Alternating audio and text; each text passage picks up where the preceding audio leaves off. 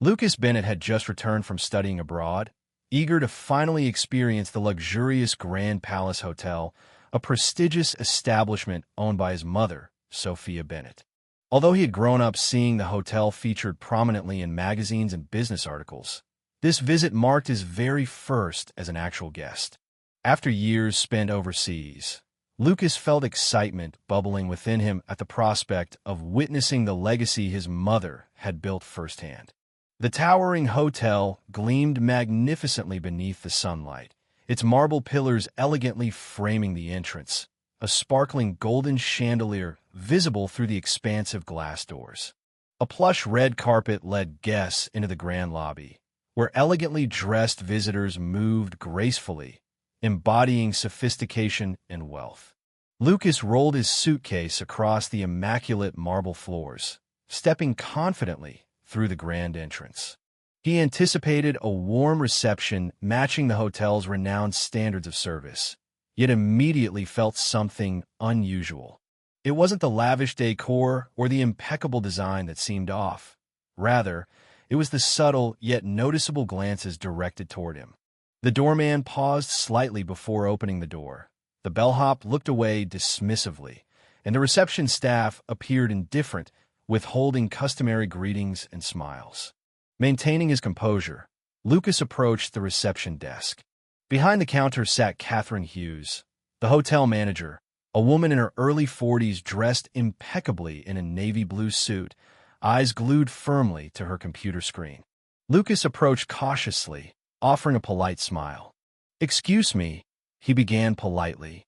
"I have a reservation under Lucas Bennett." Amanda briefly glanced upward, quickly scanning Lucas from his designer sneakers to his tailored trousers and crisp shirt. Her gaze lingered momentarily upon his skin before her expression subtly hardened. "Are you certain you're at the correct hotel?" she questioned coolly, a layer of dismissiveness barely concealed beneath professional courtesy.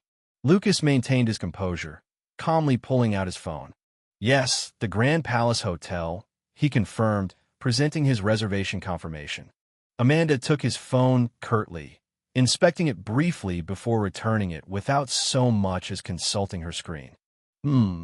She murmured, clearly unimpressed. Slowly, she began typing on her keyboard, seemingly intent on finding an issue rather than a resolution.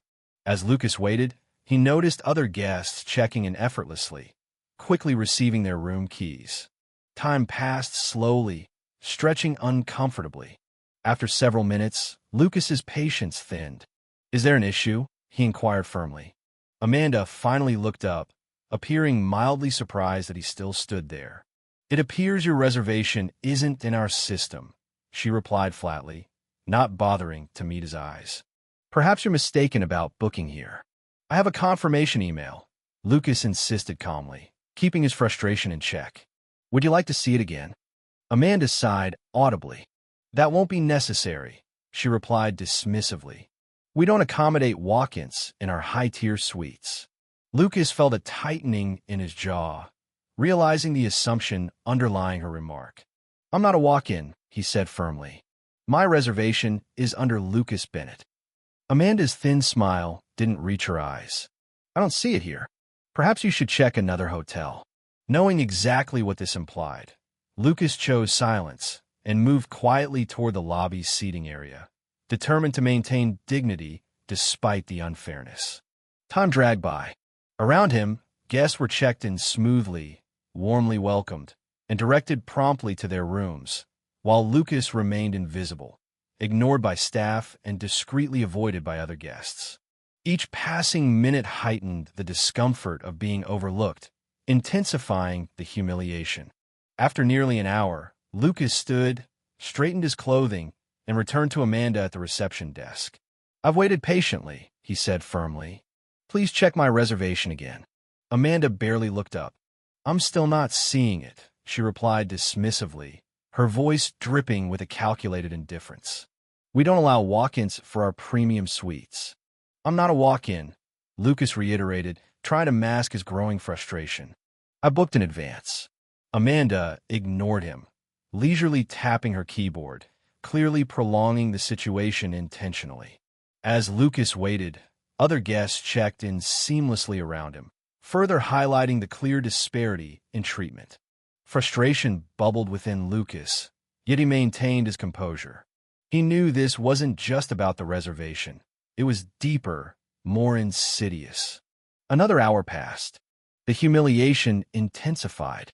Amanda repeatedly dismissed his presence, and the staff around seemed complicit, silently observing without intervening.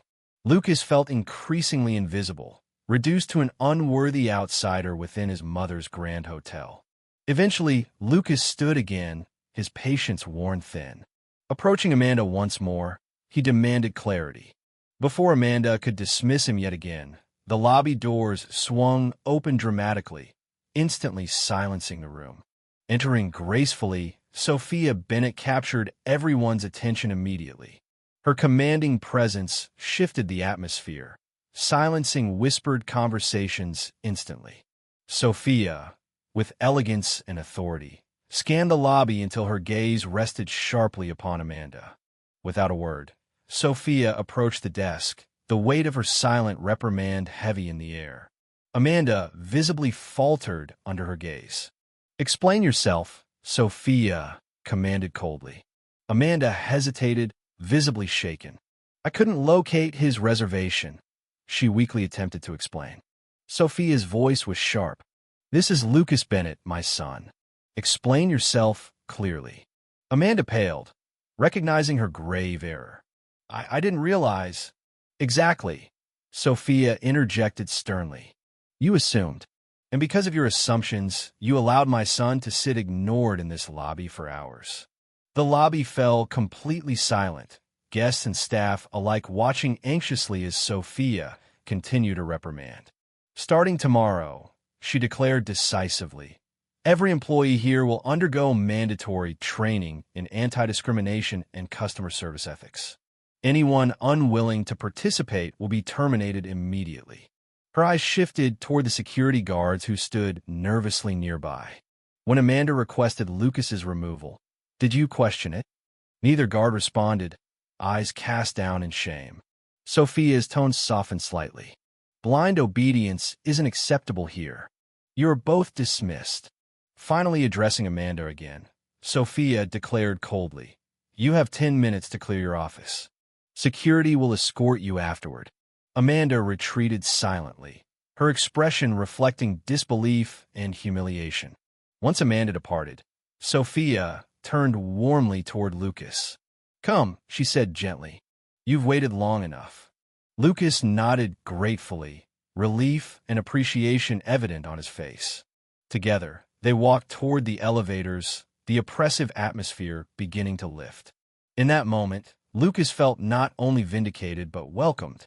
His presence was no longer merely tolerated, it was truly accepted. He finally belonged. The Grand Palace Hotel, built by his mother's dedication, would ensure that every guest felt genuinely valued, exactly as it should have always been.